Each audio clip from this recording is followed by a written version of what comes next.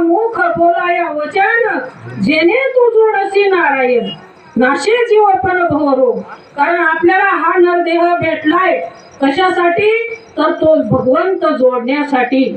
आणि तो भगवंत जर आपण नाही जोडला तर जन्मा येऊन तोबा काय केले आणि मुद्दलच गमविले. आपण जन्माला येऊन काय केलं मग नेमकं, हा?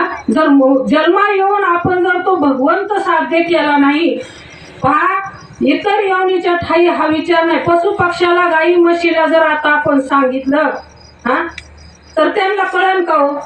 हा, माळ घाला, महाशिवरात्रीचा उपवास करा, आळंदी पंढरपूरची वारी करा, तुमचं जीवनाचं सार्थक करून घ्या, असं जर आपण सांगितलं तर कळेल का त्यांना?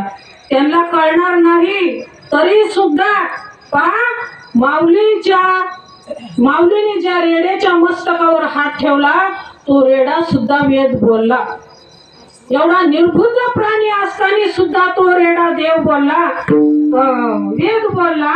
आणि ज्या वेळेस त्याच्या मस्तकावर हात पडला सद्गुरु ज्ञानेश्वर महाराजांचा, त्यावेळेस त्यांनी वेद बोलला आणि तेव्हापासून तो पकालीचं पाणी व्हायचं सोडून दिलं त्यांनी, आहे का नाही?